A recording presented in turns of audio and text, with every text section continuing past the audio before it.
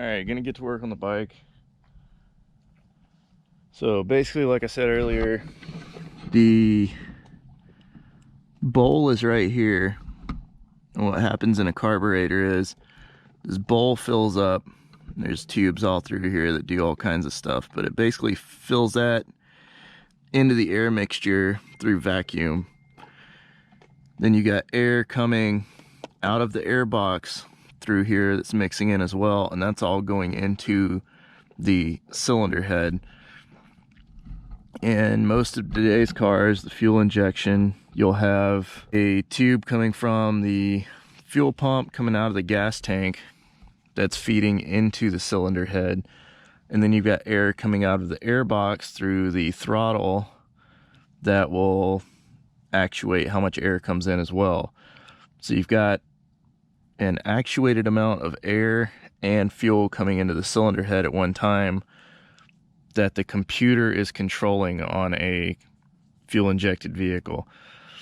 Carburetor is basically always giving you the same amount of fuel and the same amount of air no matter what.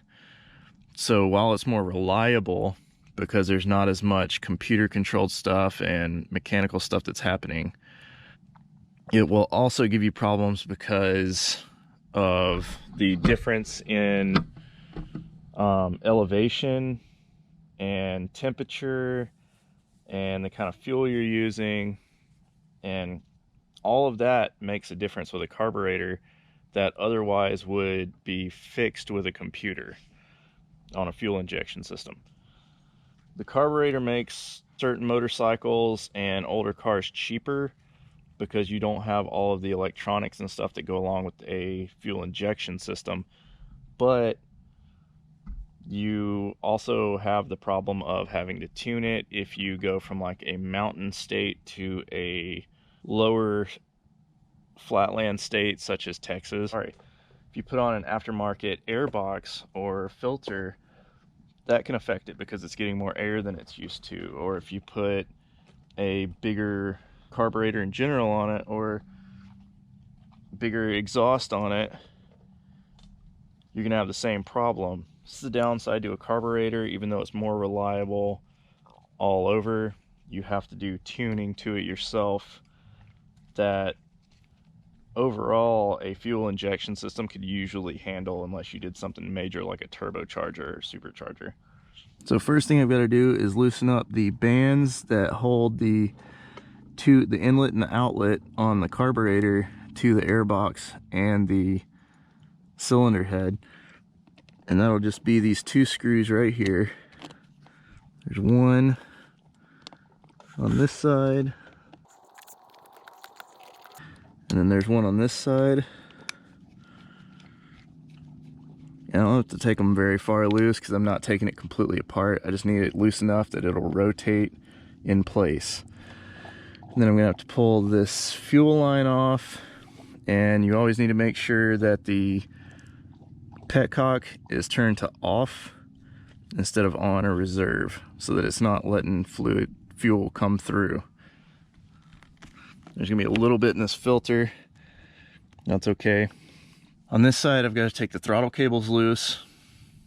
It's got a contracting throttle cable for when you pull the throttle, and then the other side actually pushes it back whenever you let the throttle back loose. This screw right here controls where the idle is. So I can turn this in, and it'll make the engine idle higher.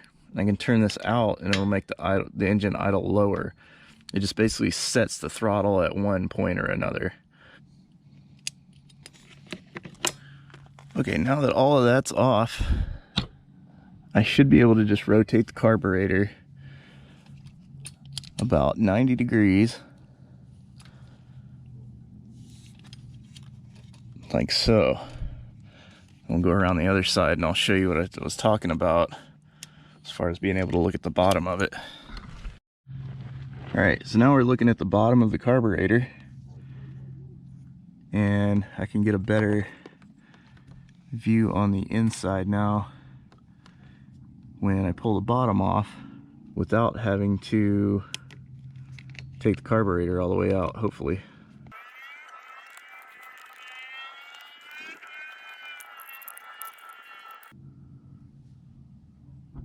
I think that's bent. I'm pretty sure that's supposed to be up and down. That's interesting. I need to do a little research real quick. I'm pretty sure that's supposed to be up and down. And I wonder if that's actually touching the bowl float. So this is the overflow tube, and if the bowl gets too full and gets over the top of that tube, it actually drains out of that hole right there. So the way this all works is, this is the pickup tube. I think that's called the jet as well, this little thing on the end with the hole. And you can put bigger or smaller ones in there. Also, if any of this is wrong, I'm just explaining this to the best of my ability, so you guys are welcome to correct me in the comments if you want to. But I think this is the pickup tube. The way this works is, this is the float.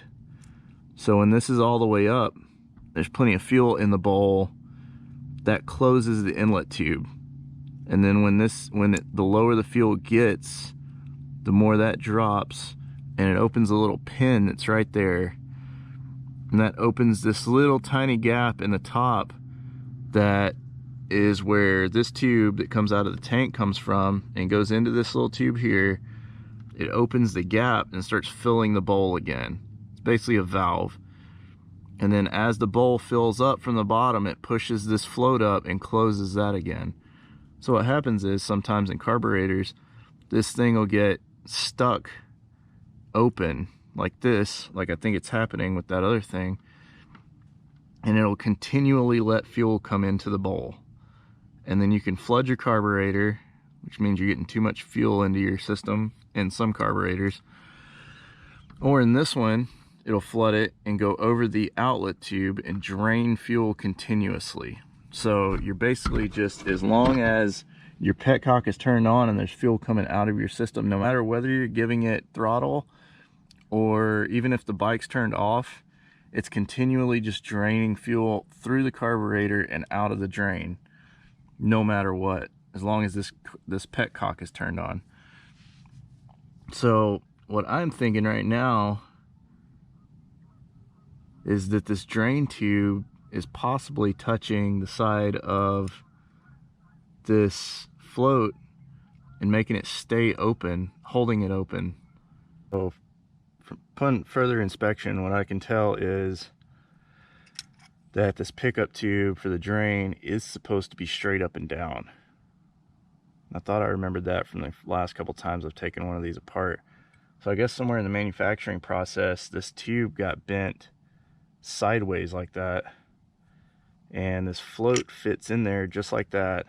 If you see closely, they're almost contacting.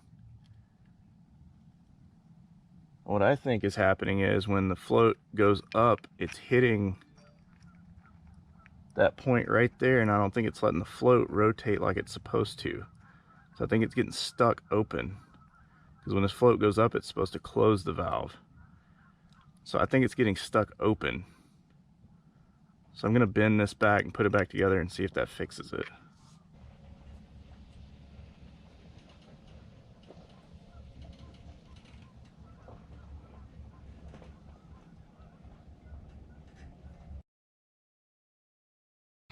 Okay, so I bent it straight and then put everything back together. So the bowl's put back on the carburetor now. Got the fuel line put back on. Got the petcock turned back on. And I'm going to tighten up the clamps on the intake again. And technically, right now, even without the bike running, it should be draining out of this drain right now if the bowl is overfilled, if the float's stuck open. Whether it's running or not, that should be draining. If the float's still stuck. So I'm hoping that fixed it. That would be awesome. that was a weird little malfunction in the production process. But you know, the thing is, I'm not a genius at carburetors, and I cleaned the last one as good as I could, and it still would not run for some reason. Again, I don't know entirely what I'm doing with carburetors, so I know roughly how they work, and I know any little piece of dirt in the wrong small spot can make them not run correctly. So I cleaned it the best I could, couldn't get it running. I look on eBay and these carburetors are like $15, which is insane. It's so cheap. But buying a stock one or an aftermarket high quality one is going to put you back $150, $200, $300. So last year when I first got this bike and it wouldn't run, I decided to give it a shot, because I'm like, for $15, if it doesn't run and the carburetor doesn't work, I'm not out that much.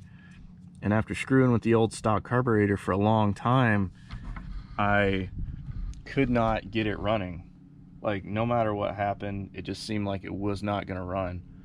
So I popped that cheap eBay carburetor on there. It cranked right up after like 3 turns. It was insane. So this year, when I put it in storage for a few months, I forgot to put fuel treat in it, and of course gummed up the carburetor. Did the same thing, bought a $15 carburetor, popped it on there, and it ran no problem. It's crazy. Like I told my buddy, if I have to buy one of these once a year, I'm not gonna be mad, because it'll take 10 years of buying carburetors to add up to one quality carburetor that I would still have to clean out every year if I forgot to put the treat in there. Clamps are tightened on. I'm gonna crank it up and run it a little bit and see if it changes. I tightened up the air mixture screw a little bit to try to calm it down, because I was in the mountains where we have thinner air, so I think I was giving it more air up there and it was happy. But then yesterday when I was running it here without the thinner air, it was revving so high. So I'm hoping tightening up the air mixture screw a little bit and closing it off will actually help a little bit. Let's see. Well, as of right now, both projects seem to be working. There's no fuel coming out, and it seems to be idling pretty well right now. I just turned the air mixture screw in about a half a turn. So I'm gonna connect the throttle cables again, take it for a little rip around the campground, and see what happens.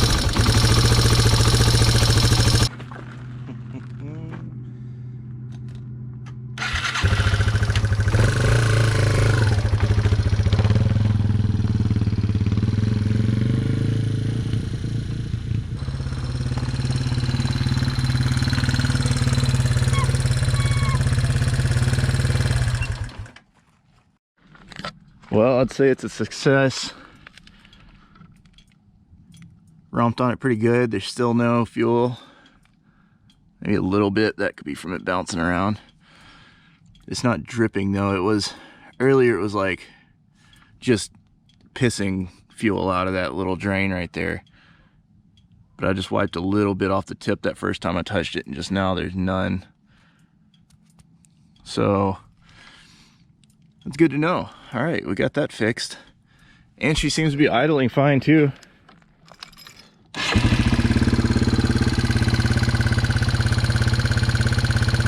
It was just revving super hard when I first cranked it here in Texas. So, cool, glad to get a couple of projects finished up. Another thing I need to do at some point, I gotta get some fuses so I know it actually works correctly, but whoever installed this aftermarket tack actually just hardwired it to the battery. And the only way to turn the tack off at all, even when the bike's turned off, is to pull a fuse out of this fuse box behind this panel right here, which is really annoying. And if you leave it sitting too long without cranked up, it will just drain your battery, because there's a backlight on this, and the LED from the LED that shows you your speed and all of that. So at some point I want to put a switch, probably just hide it under here somewhere, that I can hit and turn the power off to the tachometer. Might even try to mount it up in here somewhere. That way I can actually have a tack, know how fast I'm going, know my RPMs, and I can also turn it off without having to take the whole fuse back apart. It's a beautiful day out here today. A little cloudy. It was supposed to be windy, but it's not. But I feel like it's already about 60 degrees, 55, 60 degrees right now. I'm out here in shorts and a t-shirt, riding a motorcycle comfortably. I think tomorrow I'm gonna head to Possum Kingdom. That's a lake just outside of, I think, Grafford, Texas. And again, it's another spot that, from what I understand, in the summertime is just booming. But this time of year, every time I've been the only camper in the camp area. And on the 5th, they have a Mardi Gras parade, which is next Sunday, I think, exactly a week from now. So I may spend another day or two here. I may try to find another spot in between here and there to kill another day or two, get some reading done, maybe get a few more projects finished, and then try to enjoy that Mardi Gras parade next Sunday. I went last year and it was a blast. It's just mostly locals and local businesses doing the floats, and had a great time. Everybody's friendly out there, and it's a beautiful lake. So we'll see what else we get into between then and now.